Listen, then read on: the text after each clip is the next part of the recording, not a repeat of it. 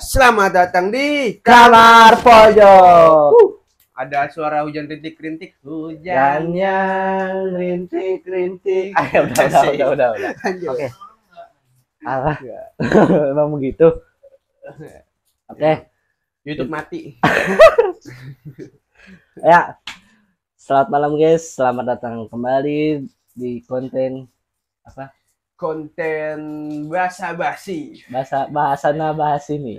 Oke. Oke. Setelah sekian lama kita nggak upload karena ada beberapa hal yang Sibuk. Kita kerjakan. soalnya satu sama lain kita kerja. Ini menyempatkan waktu untuk membuat konten lagi. Apabila kalian melihat ada sesuatu yang berbeda dari video kali ini, ya memang ada yang beda karena kita di studio yang baru. Karena yang pertama kita diusir. Jangan lupa guys, donate. Ya, di situ udah ada ada linknya di bawah ini buat di deskripsi. Biar lebih abstrak lagi nih tembok. Dan supaya nanti kita biar bisa bikin studio yang tetap. Ya, tanpa berlama-lama kita langsung masuk ke pembahasan dan berita terbaru saat ini. Yang paling viral tentang masalah Pondok Pesantren Al Zaitun. Zaitun kan buah. Oke, langsung aja. Watini wa zaitun. Oke. Jadi di pesantren ini ada hal yang jengkel, menjanggal karena apa? Dari sistemnya dan caranya, ya. Cara bersalam, terus cara dia sholat ada beberapa yang beda dari kita. Ya, khutbah Jumat perempuan. Ya, oke. Kita ada beberapa video yang beginilah intinya. Nah, dari Metro TV di TikTok ya guys. Di sekitar Pondok Pesantren Al Zaitun menyebut bahwa ponpes pimpinan Abdul Salam Rashidi Panji Gumilang tersebut tertutup untuk orang luar. Warga pun memilih untuk sholat di luar komplek Masjid Al Zaitun karena menganut kepercayaan yang berbeda. Ya. Sudah lama pesantren Al Zaitun dan pemimpinnya Panji Gumilang. Panji namanya Kiai Haji Panji Gumilang. Syekh.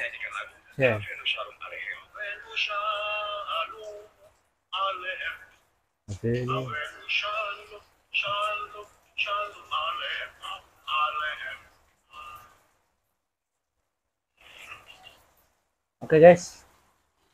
Ya maaf kalau emang ada sedikit suara titik hujan ya. Jadi saya minta tolong kru tutup pintu bisa nggak kru? Ntar guys ya. Ambon dikat ya. Ini jadi kita ada tim Ambon, satunya lagi adanya Ambon, namanya Sahrul Ramadan. Oke, gimana menurut lo masalah pesantren tertutup? Menurut gua ya ajarannya nggak sesuai dengan kitab-kitab yang kita pelajarin sih, kan gua juga sama dia alumni pondok pesantren. Gua alumnus lah, alumni nggak lulus, dia juga alumnus. Alumni tolol. Nggak gitu. Ajaran-ajaran kayak gitu ya nggak masuk di kitab. Di kitab disebutin juga kalau barang siapa yang mengikuti gaya kaum tersebut maka dia sudah termasuk golongan kaum tersebut. Oke. Gitu. Ya. Terus dan kan salam itu kan salam sebelum ada namanya agama Islam, itu agama Yahudi kan. Ya. Yang pertama. Nah, salamnya seperti itu. Ya, agama Yahudi ya. Bodoh amat. Jadi emang sebelumnya itu emang agama Yahudi yang menciptakan gitu ya. Membuat salam ini untuk ke antar sama umat dan agamanya. Salam media. Sebenarnya kalau menurut gue pribadi ya, itu nggak masalah sih, Met. Salam. Gue punya saudara beda agama ya kan. Ya. Nah, gua ngucapin salam kayak biasa aja kayak gua assalamualaikum, dia dijawab sebaliknya waalaikumsalam. Menghormati itu toleransi. Nah, tapi gua baru kali ini ngelihat yang namanya kita bolehlah menghargai dan menghormati ya, toleransinya ada, tapi dengan jangan sampai kita mengikuti ajaran tersebut. Maksudnya kita menghargai ajarannya, tapi jangan diamalin ajaran tersebut. Iya. Kalau mengikuti alur masing-masing aja lah. Ya. Misalnya kita udah alur kita Islam, ya kita harus mengikuti Islam. Islam. Jangan kita Islam tapi mengamalkan ajaran dia juga tuh sama aja jatuhnya sesat atau terbilang melenceng. Ya. Terus juga nih, jadi ada video di sini yang khutbahnya itu perempuan.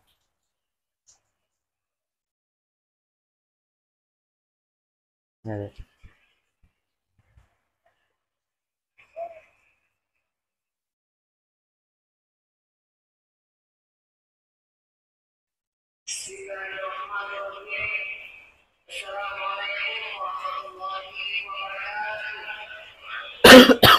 Ini yang lagi sholat Jumat ya? Iya, nih kalau sini.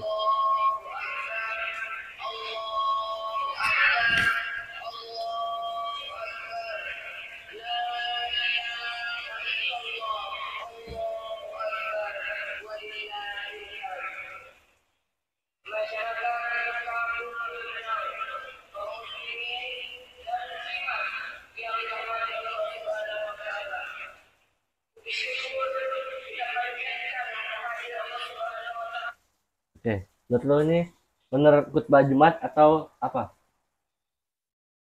Ya sebenarnya kan khutbah Jumat.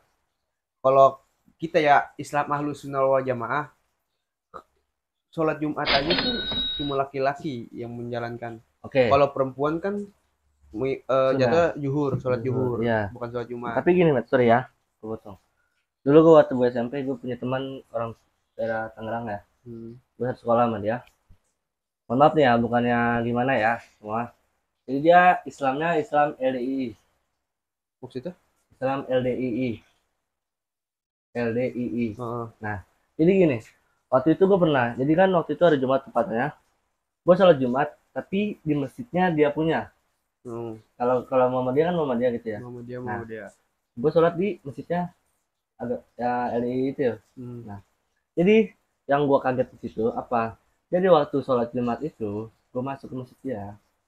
Gue pikir hanya jamaahnya laki-laki doang. Ternyata enggak. Perempuannya juga ada. Ada perempuannya. Ya nggak banyak sih. Maksudnya ada sekitar 10 orang, 12 orang di shop belakang, ya kan. Nah, itu gimana menurut lo? Kalau gue soalnya gue pernah ngalamin langsung sholat di masjid dia. Ya kembali ke ajaran masing-masing kalau kayak gitu. Ya dia mengikuti ajaran mana? Kan kita ajaran Ahlus Sunnah wal Jamaah, mazhabnya mazhab Imam Syafi'i.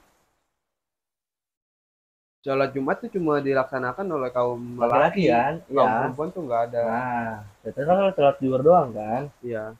Nah makanya itu waktu gue pertama kali sholat di sana, itu gue tanpa gue tahu atau gimana ya, gue belum mesti tolol lah sebagainya kan. Jadi sekarang kayak enggak tolol. Jadi gue sholat di sana, kok ini kok laki nggak cuma laki di sini, ada perempuannya.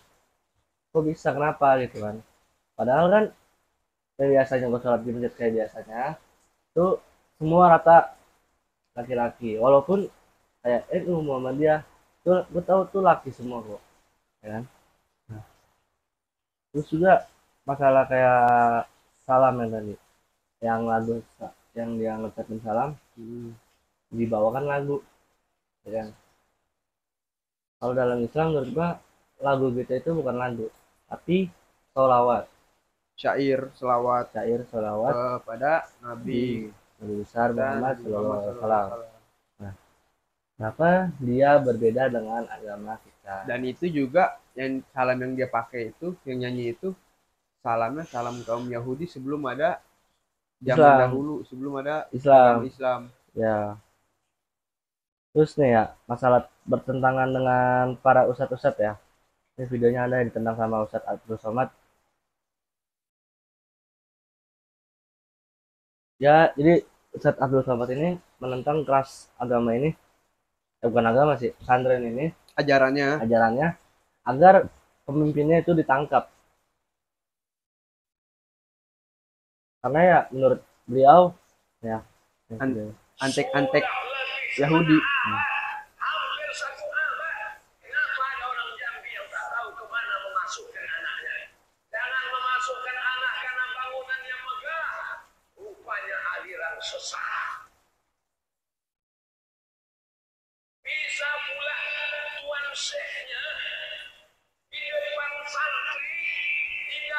masjid, anak-anak diajarkan lagu.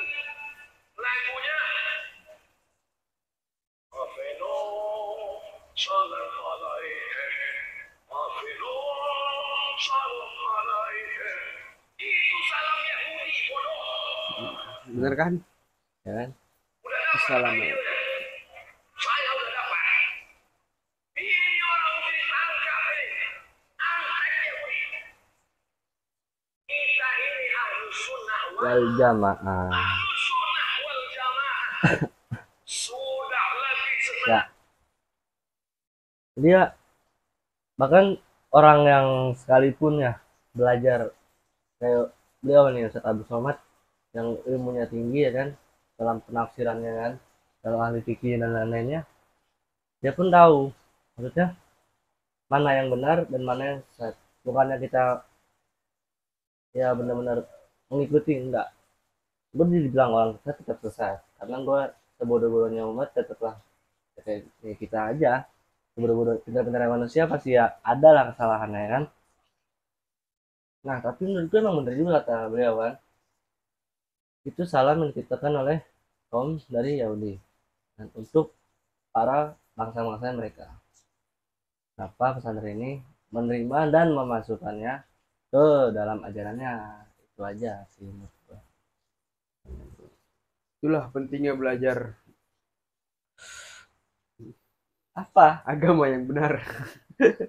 Iya sih menurut gue bener juga. Kalau kita gini kasarnya ya, kita main bola, belajar main bola ya, kita belajar main bola, tapi kita belajar sama tukang tahu, Nggak nyambung. nyambung nggak? Nggak akan nyambung guys.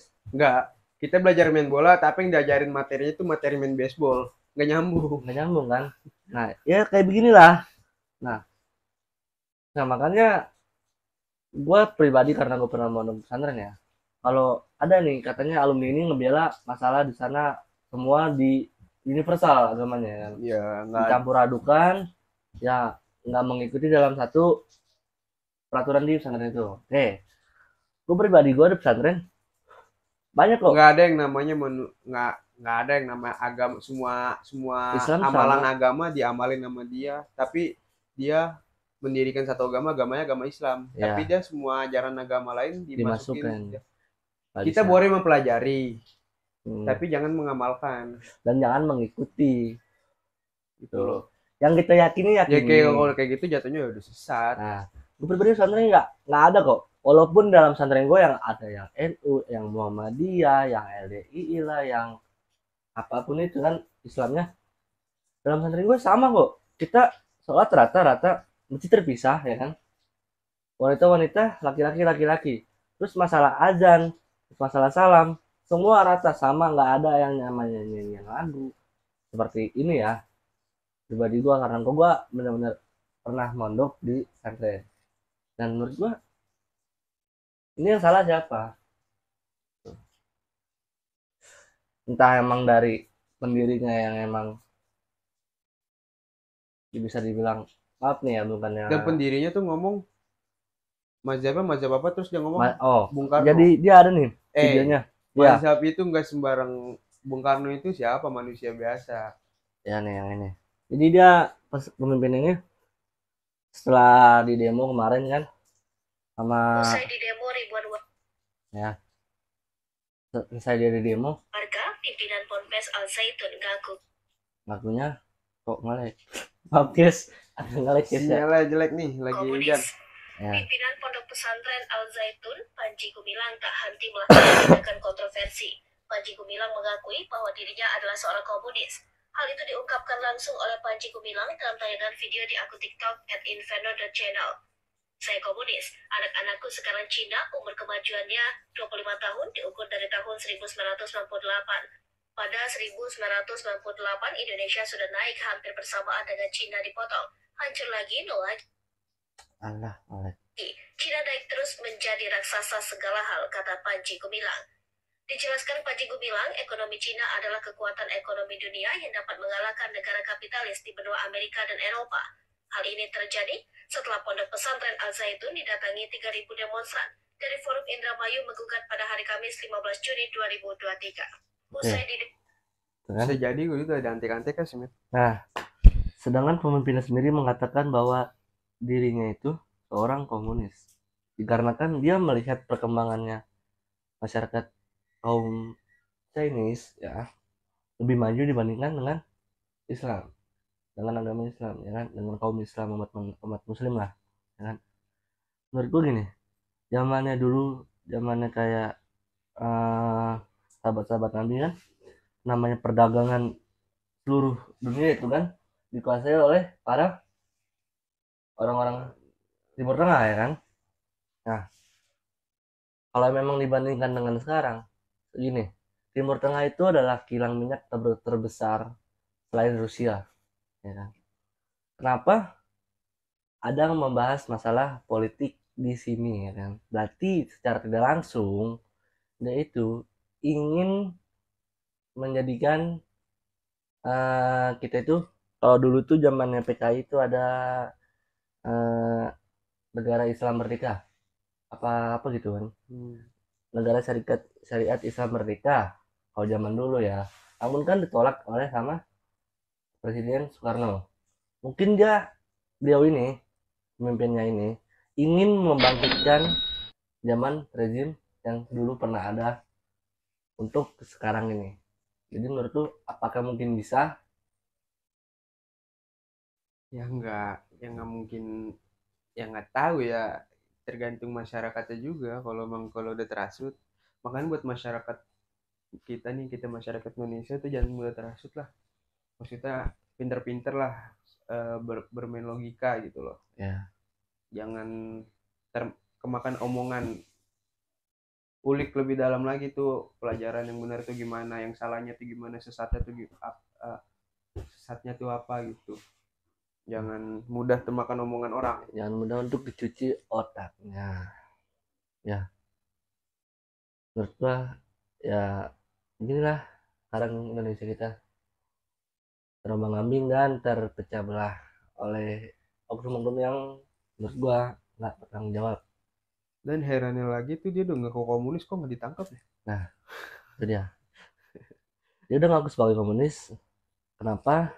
Mohon maaf nih ya untuk Bapak Jokowi yang saya hormati. Kenapa dia tidak ditangkap? Jikalau memang ini terulang di masa pada jabatan Presiden Soeharto, mungkin bakal dibasmi orang-orang seperti dia. Pasti. Bakalah mungkin kalian tahu lah orang-orang yang lebih ngerti zamannya Pak Soeharto seperti apa kejamnya kan. Jangankan komunis, preman pun tidak ada, ya kan. Jadi ya menurut gua cukup kali ya. Cukup segini ya udah. Ya udah udahlah, kacau. jangan karena kita juga bukannya apa, karena kita juga kurang. Ya kita cuma berkomentar Ya. Dan speak up. Tidak Negara aja. Kita negara demokrasi. Iya. Harus berani speak up. Jadi gini ya karena kita juga kurang pinter-pinter amat lah ya. Kan orang-orang paham kitanya, yang kita ngerti aja kita luapkan, yang kita pahami kita luapkan. Jadi ya menurut gua kalau emang ada salah-salah kata dari gua dan kawan gua yang bodoh ini, bodoh juga dia. Ya tolong dimaafkan. Ya, kita sini sama-sama ingin Indonesia maju. Benar kata dia. Kita emang nggak boleh, yang gue ambil dari beliau ini ya, kita emang nggak boleh kalah dari Cina. Tapi dengan cara yang baik-baik, bukan dengan cara seperti ini. Kita bisa kok lebih dari atas mereka. Tentunya banyak kok orang-orang pribumi asli Indonesia yang bisa memegang dunia kok, banyak, nggak cuma 1-2 orang. Jadi ya mungkin cukuplah. Sekian dari gua. Kita dari Kamar Pojok.